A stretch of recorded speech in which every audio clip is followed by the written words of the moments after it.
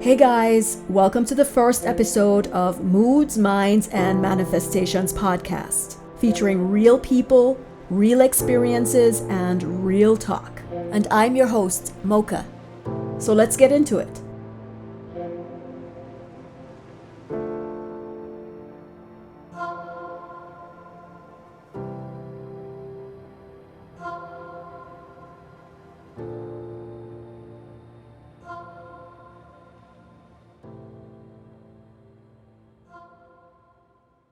So today my guest is Cornelia. Hi. And Cornelia is actually my older daughter, and we thought we'd talk today a little bit about mental health. Yes. So, about 2 years ago, as her mom, I noticed several changes in her eating habits, her moods, and it took a while for us to get her diagnosed. And you, Cornelia, can say what you've been diagnosed with. I was diagnosed with depression.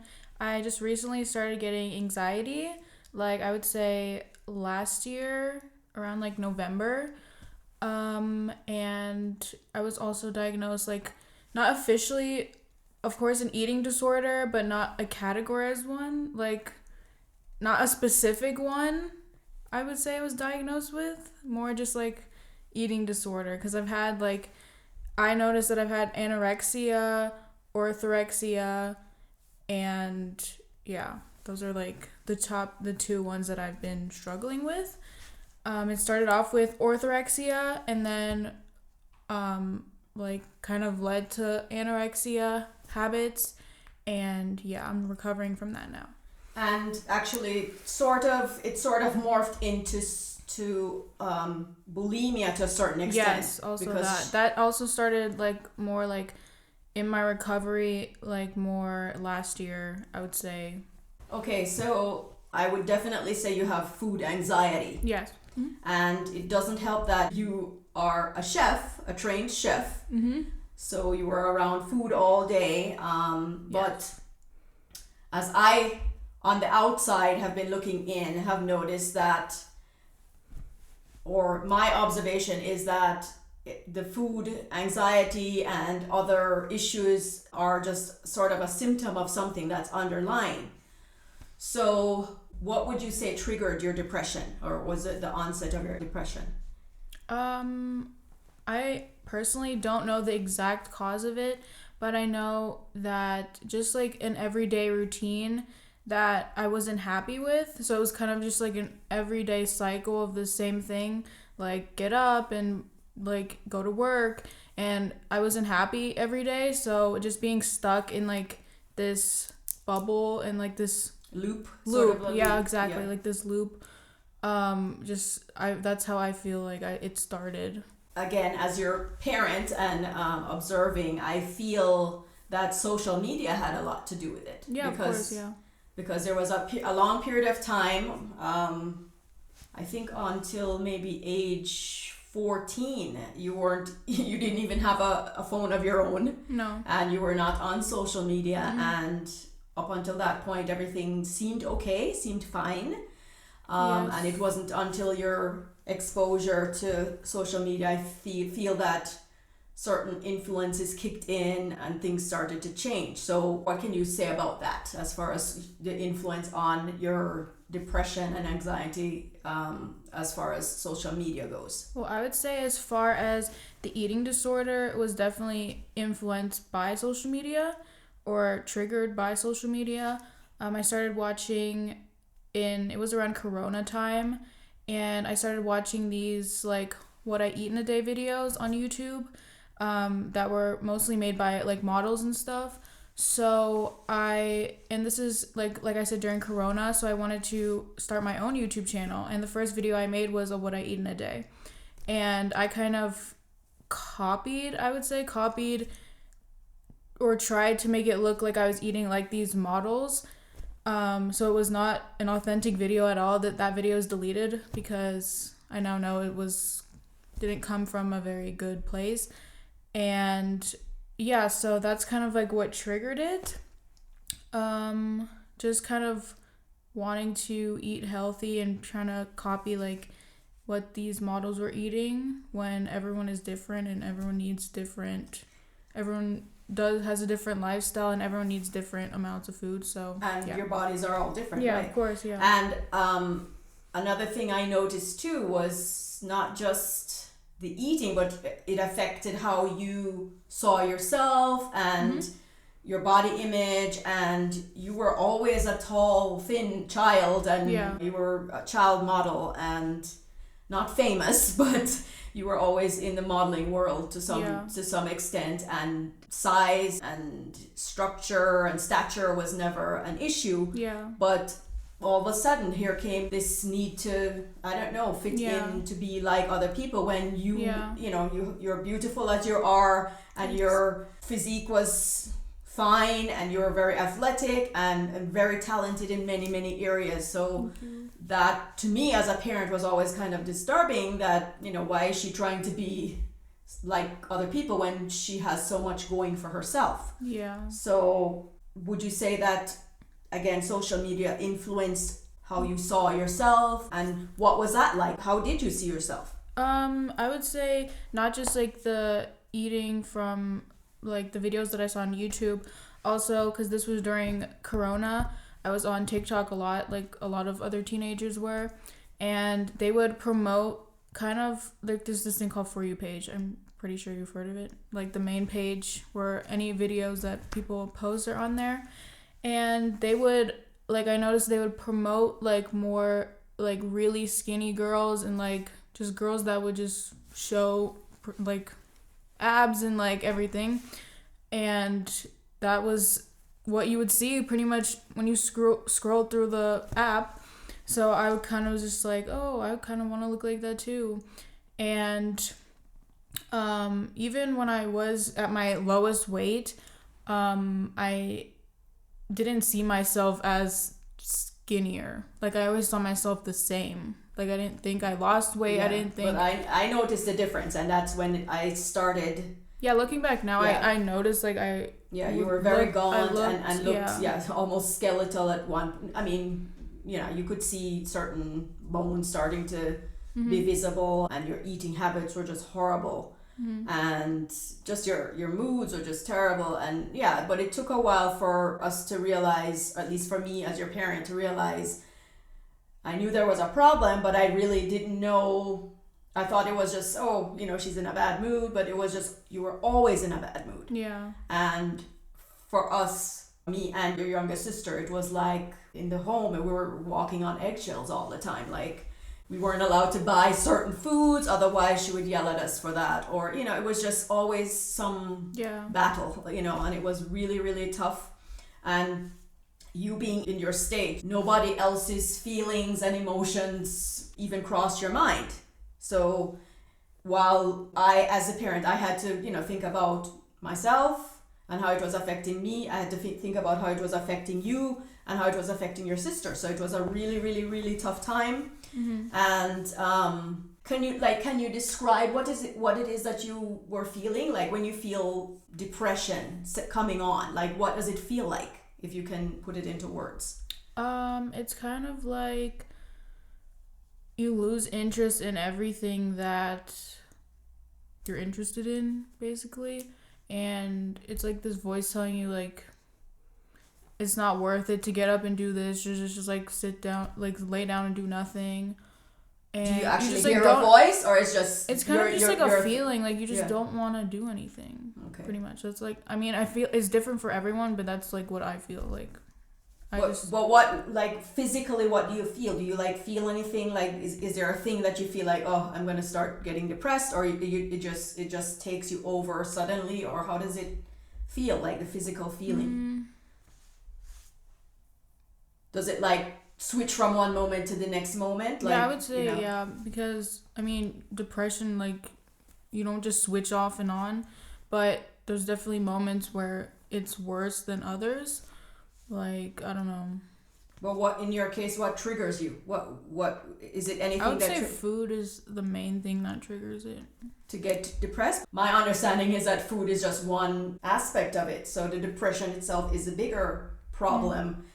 Yeah. And the food anxiety is one aspect of it. But what brings it on? If your mind isn't active or you're not busy or yeah, what? definitely when I'm not active, I always try to like go for walks because that helps with my anxiety and stuff.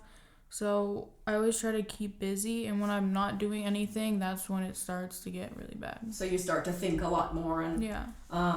So what do you do to combat that when you not doing anything and you feel it coming on? What do? You go for a walk or yeah, what? I always go for walks when I start feeling like that, or I just like start stretching, or I just like watch YouTube or something, just to distract myself, or like I'll start making like choreographies or something just to kind of distract myself.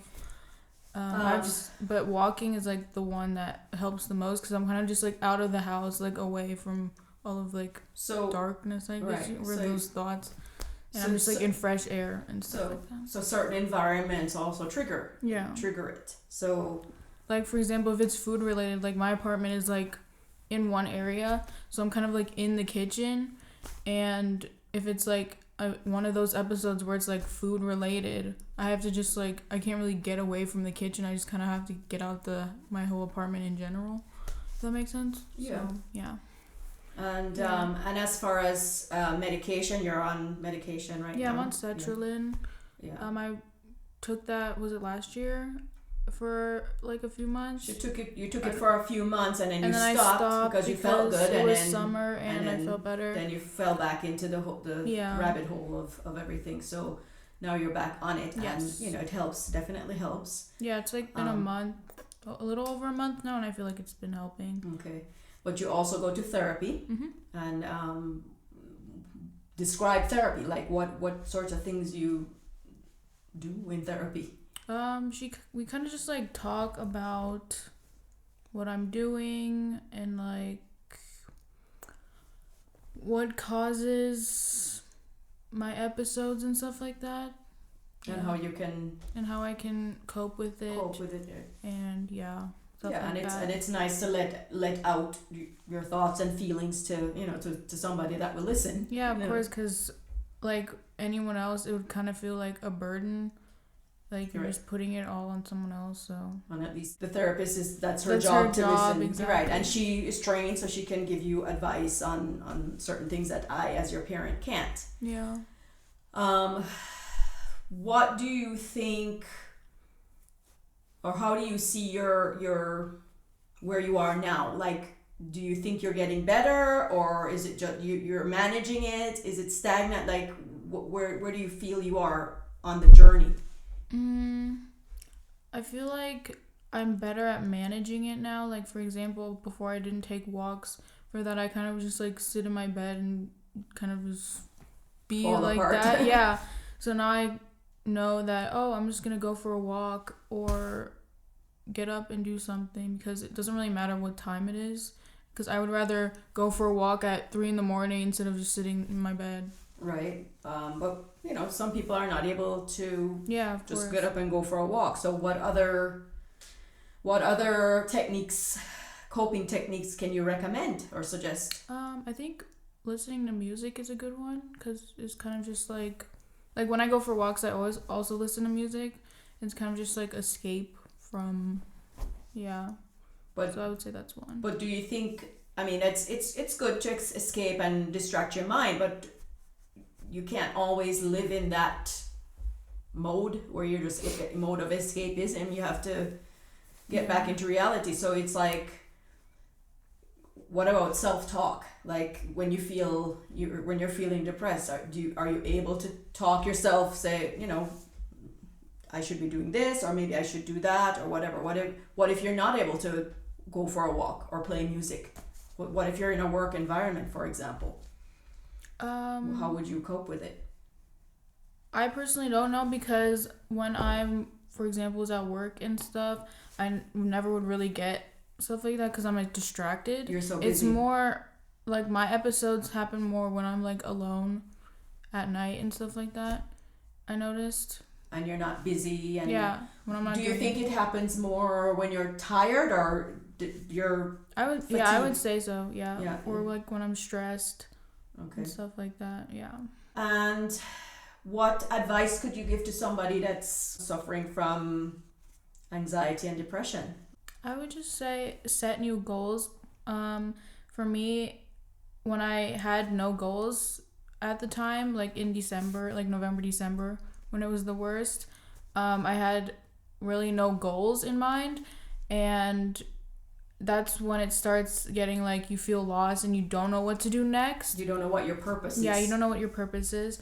So when I started thinking like, oh, I need to do this and I'm gonna try to achieve this in a certain amount of time or whatever, that's when it started to get better. Like I knew that I wanted to get better at dance, so I started going to dance more, and that's been kind of my goal as of now. So yeah, kind of just like setting new goals, because once you reach them, then you kind of feel like you don't know what to do next. And set some new goals. Set some new ones. But I've noticed with you, sometimes it's like with dance, for example, which, you know, it takes time and effort, but sometimes you tend to fixate on things, you know, like excessively. And to me, that's part of the whole, you know, depression or the symptoms.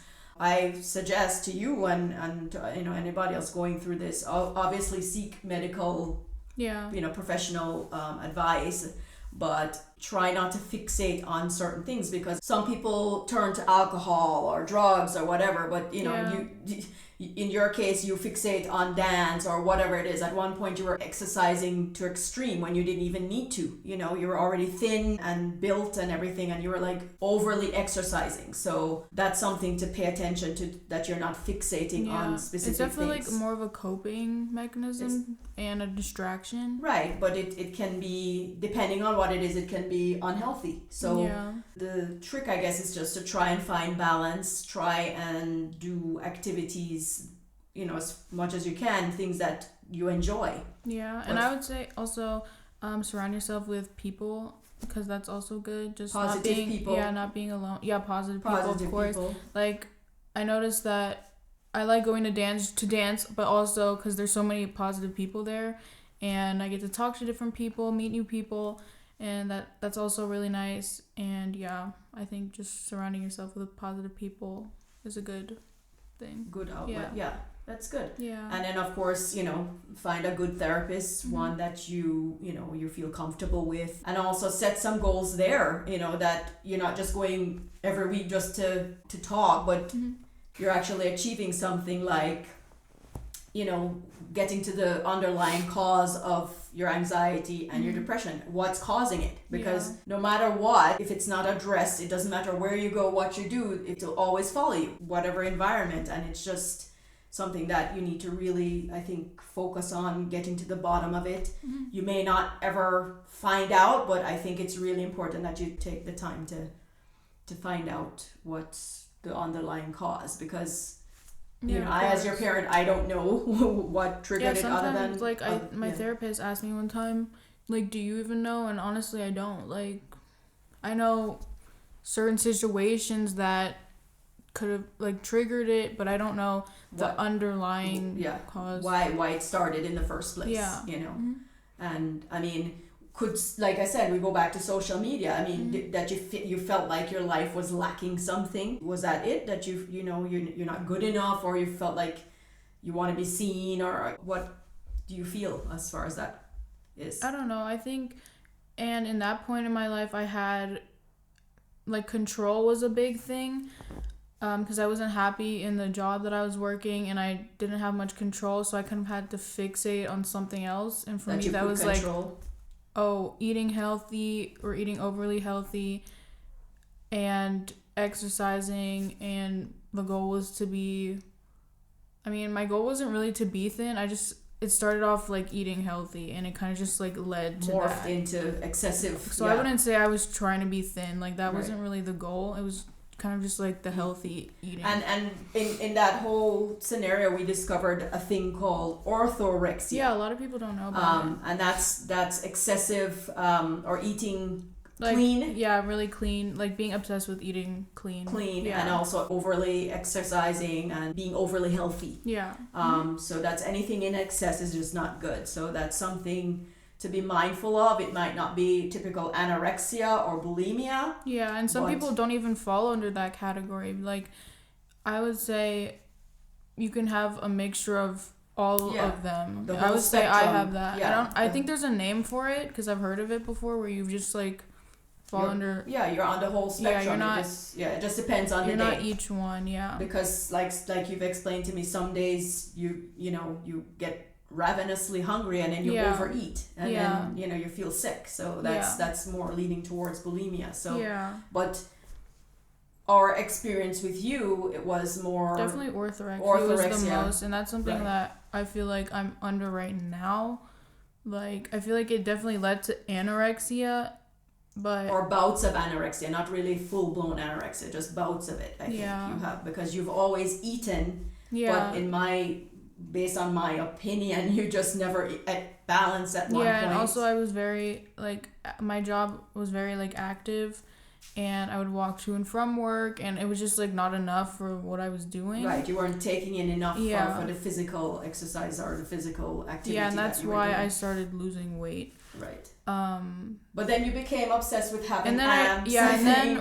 Once I did lose the weight and started getting like compliments, you would say, or more compliments, it kind of was like, oh, this was like a good thing. Yeah. And then I just started like, how would you say it, just stuck with it, I guess you would say. Yeah. Well, and that's not good, and that's the thing. It's like you're getting people giving you compliments, like you said, and meanwhile I'm like, oh, she's too thin. She doesn't need people encouraging her to continue this lifestyle. Meanwhile, they don't know what's going on behind the scenes. They only see her posting selfies, with her abs, intact. But to me, as her parent, who knows her whole life, she just looked like she was slowly wasting away. So at that point, we decided, I pushed the issue and I said you needed to get help, and we went to see a psychiatrist who just asked a few questions, and that included, have you had suicidal thoughts, and you've voiced certain things that just sounded along those lines. So the good thing was, she said that we brought you in early enough to handle it. Otherwise, it could have been even worse. Yeah. And you're still struggling with it today. Yeah. This is 2 years after diagnosis. And the goal is for you to stay on your meds and be comfortable with food. You did see a dietitian for a while, and explain a little how the dietitian helped you. So she kind of made not a meal plan, but just tried to explain to me, you need to be eating this amount of carbs and these type of carbs, and what other fats and proteins.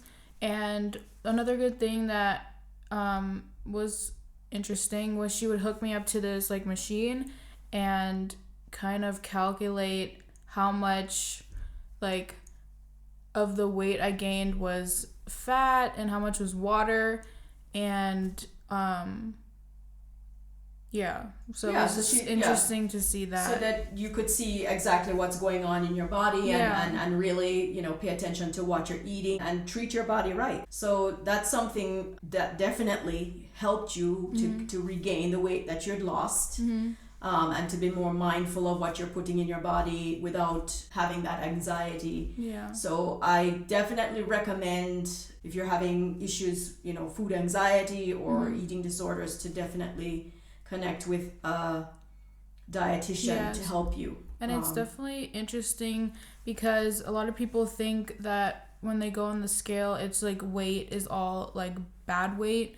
But when I went to see her and she hooked me up to the machine, there was one time in particular where I thought I had gained like a lot or like a good amount of weight, and I did gain it, but it was all muscle. So it wasn't like fat or anything, it was all muscle. And I actually lost fat, which was interesting. So when people go on the scale, it doesn't really matter what weight you are, because muscle weighs more than fat, and it's all different. Right. So everybody's body is different. Yeah. So, it's definitely a struggle. I mean, for you, it's a struggle for you. It's a struggle for me as your parent to see you, struggling. And, I've tried my best to help you, but got to the point where I felt things were just out of my hands. I can't, there's only so much I can do.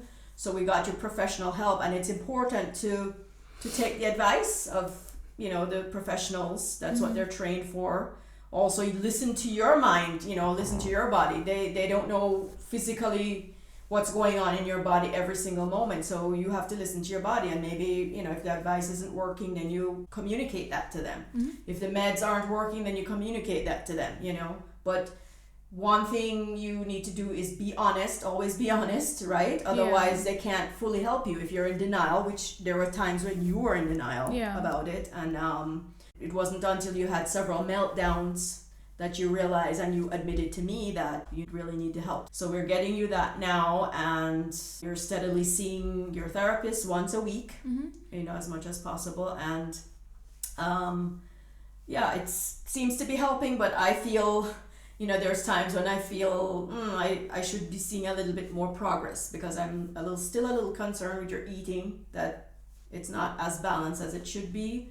But, I imagine that's a process. And as your parent and your support system, we also need to know what's going on with you in your mind. Because on the outside looking in, it's like, oh, she's her head down and crying, and all we see is just this meltdown. But if you try to explain it like, okay, I'm just having a meltdown right now, I'm not feeling good right now, and communicate what you need, then it's easier for us to be supportive and help you, rather than just shutting down and the strange behavior begins, One other thing that you used to do a lot that was really concerning, and it still concerns me, is like you'll fixate on things like protein powder, which protein powder is meant to be more of a supplement, not meant to be a main ingredient. And at one point, what were you doing with the protein powder? That was your main ingredient, and that's not good. It's easy to fall back into the old patterns, isn't it? Yeah, it's very easy.